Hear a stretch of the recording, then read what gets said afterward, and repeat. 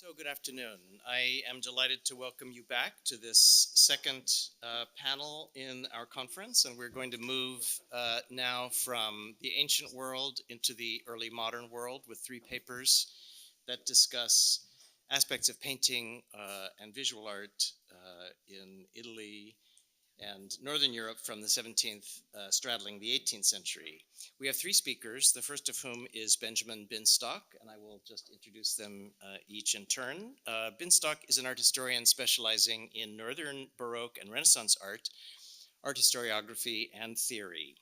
He earned his PhD from Columbia University, where he taught, as well as New York University and also the City University of New York. You may know his book, Vermeer's Family Secrets, Genius, Discovery, and the Unknown Apprentice from Routledge, revising really the traditional account of Vermeer's art and life, and including the controversial claim that Vermeer's eldest daughter painted several works that have traditionally been attributed to the father. That kind of research on traditional concerns of biography and connoisseurship continues, and his genius, I think, is to do this work while remaining open and informed by contemporary theory. He'll tell us today about how he has refocused an expert eye on the young Rembrandt. Thank you for having me, and my revised title is Less is More, Recognizing Young Rembrandt's Painting by Painting Development. A leading Dutch newspaper recently invoked a Wild West in attribution of paintings to Rembrandt which are not visually obviously by him, ostensibly in the wake of the late sheriff Ernst van de Wetering, head of the Rembrandt Research Project, or RRP, and their multi-volume corpus of Rembrandt paintings compiled over the course of a half-century. However, the RRP already displayed a lack of reliable method, changing the status of many paintings among their categories of A, Rembrandt, B, uncertain, and C, not Rembrandt, in successive volumes of their corpus. In Corpus Volume 4, they furthermore acknowledged that technical examination on which they primarily relied could only identify forgeries, not distinguish between paintings by Rembrandt and his various students, a task they did not address, nor did they revise their methods, and merely abandon their ABC categories in the last two volumes. Problems of method are compounded by questions of motive. Because monetary and cultural investment in Rembrandt's name and reputation, there has been a long time a tendency to err on the side of more Rembrandt paintings and a corresponding lack of attention to possible paintings by his students which have never been identified. Inflation results in devaluation. More is less. My title's corollary, Less is More, means fewer Rembrandt paintings with more of his singular mastery and original vision. My three-pronged solution corresponds to the three sections of my paper. One, categories such as Rembrandt, not Rembrandt, can be replaced by Rembrandt and his specific individual followers. Two, paintings reassigned to Rembrandt's followers can be related to their exchanges with him. Three, Rembrandt's paintings can be situated within his unfolding painting by painting development. In my view, all these factors are predicated on and preconditions for the practice of an expert eye. The proverbial elephant in the room, an obvious problem that people prefer to avoid, could be an ostensible Rembrandt painting, motives for labeling it so, visual qualities indicating another artist, or the most likely specific follower. Most spectacular among recent Rembrandt discoveries and purchases was the Rothschild Standard Bearer, included in Abraham Bradius's standard 1929 catalog of Rembrandt paintings, revised in 1969 by Horst Gerson, as well as the RRP's Corpus Volume 3 from 1989, and bought in 2023 by the Dutch government for 175 million euros for Amsterdam's Rijksmuseum, following 2 years of fervent debate in the Dutch press and concluding with a triumphal procession through all 7 Dutch provinces. No one broached the possibility that the painting was not by Rembrandt. I tried repeatedly, sending editorials to Dutch newspapers which were refused on various grounds. I am grateful to the organizers of El Hoyo Esperto for the opportunity to put forward the possibility that the standard bearer was painted by Rembrandt's student Ferdinand Bol. The standard bearer is not, in fact, a standard bearer, or does not bear a standard. In place of a standard, a white tablecloth with lace pattern is draped over a pole that does not line up with the detached handle he grips in his left hand. The composition is characteristic of Rembrandt's workshop in piecing together elements of his works, such as his etched self-portrait as an Oriental warrior. In place of three-dimensional volume, the student substituted rounded surface relief in the impossibly twisted out-thrust hip and Renaissance elbow of puffed-up sleeve without a palpable elbow beneath. His plumed beret recalls a slash beret in Rembrandt's earliest head study, The Soldier, except with an awkwardly upturned front flap and fringed edge. Usually identified as Rembrandt, but slightly off, or in one critic's phrase, a non-self-portrait, the figure is more accurately a student's simplified and exaggerated portrait of Rembrandt, with thick upper and lower lids of staring eyes recalling a frog, draining him of psychological force. As a teaching strategy, Rembrandt had his students emulate his self-portraits, yet they inevitably distorted and diminished his skill and originality. The first entry in Bradius's catalog, BR1, is one such free copy in Kassel from before Rembrandt's self-portrait study, now in Amsterdam, came to light and was recognized as his original in the 1970s. The Kassel copy was most likely painted by Rembrandt's student Govert Flinck, although never officially recognized as such, whereas the date and function of Rembrandt's original have never been established, a symptom of the scholarly work that remains to be done. My solution's first prong is to use proper names, Rembrandt, Flinck, Bol, in place of the vague categories Rembrandt, not Rembrandt, that result in a Rembrandt oeuvre that is bloated, inchoate, and unconvincing, like the standard bearer himself, who effectively personifies or can serve as a standard bearer for Rembrandt's bloated oeuvre. All the qualities adduced thus far are characteristic of Bol's mature compositions: rounded relief in place of volume and space, comically exaggerated details, and Renaissance elbows to which Bol obsessively returned, yet never got quite right. Even closer parallels are found in Bol's possible paintings as Rembrandt's student that are still assigned to Rembrandt, such as the so-called Saskia as Flora in London, with frog-like eyes unlike Saskia's, and loosely based on Rembrandt's magnificent Saskia as Flora from 1635 in the Hermitage, St. Petersburg. Bol's corresponding drawings are said to be records after Rembrandt's paintings, yet numerous minor differences indicate these were Bol's preparatory drawings for his own paintings of Rembrandt as standard bearer and Saskia as Flora. Bol may have been responding to his fellow student Flinck's Rembrandt as shepherd and Saskia as shepherdess. Other unrecognized Bol paintings included in Bradius and the corpus likewise correspond to the standard bearer in several respects. The problem originated in Rembrandt's workshop, since he had the legal right to sell his paintings, his students' paintings as his own, often provided with his signature, as reflected in the notes in the back of a drawing referring to a standard bearer and Flora and works by Bol. Yet Rembrandt's scholarship does not need to continue this practice, whereas, by better understanding it, we can more closely approximate Rembrandt's development in autograph oeuvre. My solution's second prong, differentiating between paintings by Rembrandt and his individual students in relation to their exchanges, could be called letting the cat out of the bag, derived from the pig in a poke scheme of offering a suckling pig for sale in a bag that actually contained a cat. A second corollary example in this vein is Rembrandt's self-portrait with a gorget in the Mauritshuis, The Hague, recognized as one of his primary masterpieces by all scholars, including the RRP's Corpus I from 1983, up until 1998. After that time, The painting was demoted by all scholars, including the RRP's Corpus 4 from 2005, to an unknown student's ostensibly inferior fine copy of Rembrandt's ostensible rough original in Nuremberg, previously considered an unknown student's copy. Either all scholars before 1998 or all those after 1998, except myself, were mistaken about one of Rembrandt's primary masterpieces and characteristic approach, with the RRP on both sides, a disconcerting circumstance for the expert eye in Rembrandt scholarship.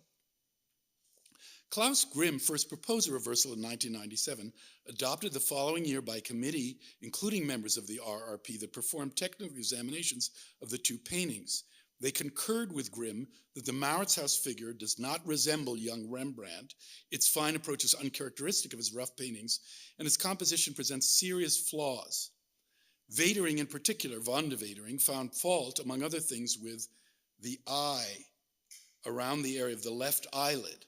Quote, "The transition of the shaded part is so abrupt that it gives the eyelid an oddly angular shape.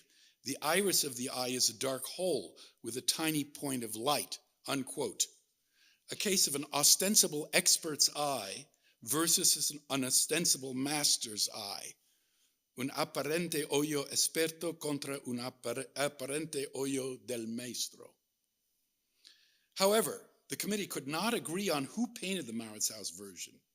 Rejecting Grimm's proposal of Rembrandt's Leiden student Isaac Jouterville, because his paintings were too rough, and Jürgen Vadum's alternative of Rembrandt's other Leiden student, Gerrit Douw, because his paintings were too fine.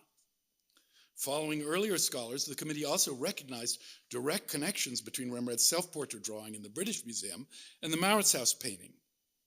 Grimm furthermore claimed that there were changes in the Nuremberg painting and none in the Mauritshuis painting, which he accordingly identified as original and copy, respectively.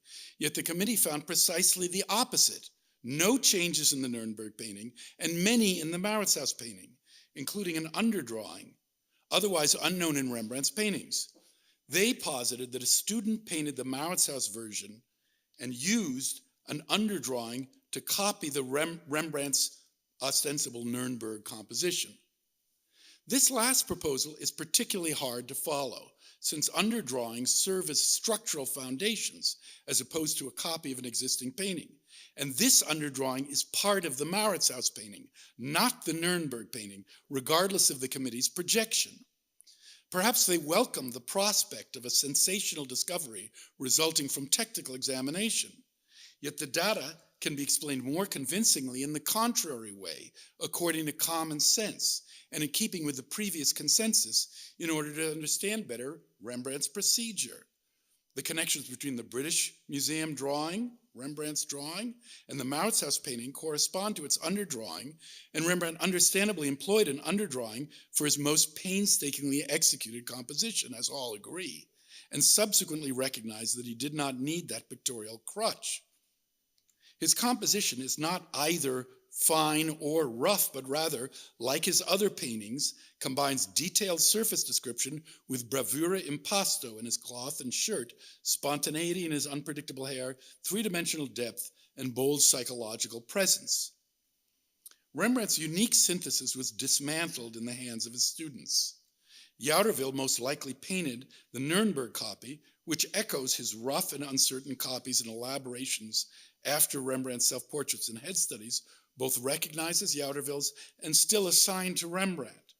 These include a free copy in Munich after Rembrandt's self-portrait study, a precursor of Flink's bolder free copy in Kassel. Conversely, the exacting and literal Douw, who went on to found the Leiden School of Fine Painting, did not copy Rembrandt's self-portraits, yet in my view, painted a portrait of Rembrandt in Boston's Gardner Museum, presumed to be a Rembrandt self-portrait, and both Douw and Jouterville also painted historical scenes such as Minerva in her study. Douw's version still assigned to Rembrandt in Berlin, as with Bohl's version of that subject. Admittedly, I have beat around the bush or delayed in addressing Rembrandt's autograph oeuvre. Yet in keeping with that idiom, driving animal from hunting, driving animals into the open, preparation for a hunt, it was necessary to differentiate between paintings by Rembrandt's diverse followers that had been absorbed into his oeuvre before proceeding to the third prong of my solution, recognizing Rembrandt's painting by painting development. The RRP exerted as an axiom that, quote, what one cannot do is establish the chronology of those paintings which Rembrandt made within any particular year, unquote. Yet any list of paintings is in some order, deliberate or arbitrary, whereas the RRP's impasse followed from the incoherent group of paintings they assigned to young Rembrandt, without a clear sense of his singular approach and development, which also made Grimm's proposed reversal plausible. Among these, I've identified possible paintings by Jouderville and by Dow, yet a last round of bush beating is required for a rival who became a de facto follower, Jan Lievens. The precocious Lievens had gained renown at the tender age of 13 in 1621 for a portrait of his mother, and likely influenced not only Rembrandt's decision to soon after to leave Leiden University in 1623 in order to become an apprentice painter, but also Rembrandt's earliest compositions and use of himself and his family members as models, and his choice to go on to study with their mutual teacher, Peter Lasman, in Amsterdam in 1625. From the outset, Rembrandt oscillated between and synthesized Lievens' modern head studies and everyday scenes and their mutual teacher Lasman's historical costumes, characters, and literary narratives, and ultimately surpassed them both. This process is evident in Rembrandt's 6 signed and dated narrative paintings from 1626, which are easily placed in order of progressive mastery of figures in space, light and shadow, narrative complexity, and detail. Rembrandt further mediated his progression through 3 undated head studies, elaborating on ideas in Lievens' self-portrait study in a gorget, which is unexpectedly turned into shadow with highlights in his hair, and which he adapted in history paintings. Rembrandt's soldier is stiffer, yet far advanced in 3-dimensional form and detail, including his plume beret that was later a source for the standard bearer. His Oriental, included in Bradius's catalog, yet assigned after 1969 to the obscure Jacques de Rousseau, and not included in the RRP's Corpus 1, was reassigned by me in 1997 to Rembrandt, based on Gerrit's turban in the Rembrandt's prior family concert, and elaborated in turn as a background Moab prince and his following prophet Balaam and his donkey, infusing historical scenes with familiar-looking individuals and unprecedented depth and psychological interest. Rembrandt's self-portrait study directly challenged Lievens on his own ground, radically advancing the play of light and shadow, detail, texture, and psychological force, including through Rembrandt's calligraphic scratches, indicating light catching his individual curling hairs. His boyish face and broad nose are more engaging than earlier conventional idealized self-portraits, and make Lievens' study look timid, vague, and less obviously a self-portrait by comparison.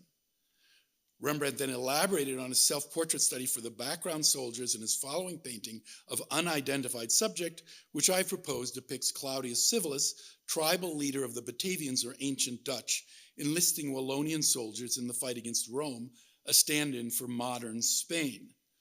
The leader enlists a pale, dark-haired Wallonian soldier kneeling on the ground who recalls Lievens, yet the raised scepter crosses Rembrandt's face in the background, implying his own anointing as the chosen one. By 1628, with his Samson and Delilah chosen for the Dutch prince's collection over Lievens' Rembrandtesque and grotesque version, Rembrandt had surpassed his rival, a reversal already implicit in their respective self-portrait studies. Lievens reacted to this predicament with his portrait of Rembrandt in a gorget, a revision of Lievens' self-portrait study, assimilating Rembrandt's convincingly naturalistic approach, applied to Rembrandt as sitter in a brutally honest, if not insulting fashion, with his pudgy, pasty, pimpled face, irritated expression, and bird nest of hair. Rembrandt responded in turn to this artistic slap in the face through his Mauritshuis self-portrait in a gorget. There's Rembrandt as he saw himself and as Lievens saw him. Here's his response. his most carefully executed composition, depicting himself as an aristocratic young prince, akin to the Dutch prince whose collection he had just entered, answering Leaven's, "I am more beautiful than you because I paint more beautifully." He went on to win the commission for a passion cycle for the prince in a contest with Leaven's in 1631, adjudicated by the prince's secretary, Constantijn Huygens. Yet we can ask, where are the other examples of their competition after Leaven's turn toward the Rembrandtesque? I propose that Rembrandt and Leaven's competed in versions of St. Paul in prison, as well as the Presentation in the Temple, and related subjects, including a penitent St. Peter that Huygens recorded as by Leaven's, as well as portraits of Rembrandt's mother and of Rembrandt himself.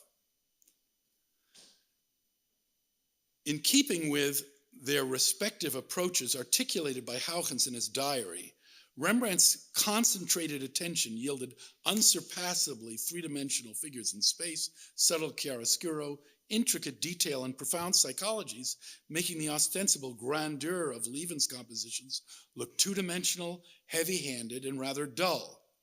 And all these paintings were later assigned to Rembrandt in Bradius and in the corpus. When paintings are reassigned to Rembrandt's followers, his own paintings are left, which can be reproduced in color, relative scale, reordered, and supplemented by paintings not included in the A category of the RP's Corpus 1. After his astounding progress in 1625 and 1626, Rembrandt reduced his narrative means and palette in 1627, integrating figures in delimited spaces through chiaroscuro in relation to his etchings. In 1628, he reintroduced local color and complex narratives, and in 1629, he painted his Judith and returning the 30 pieces of silver, which Huygens praised as surpassing all previous art.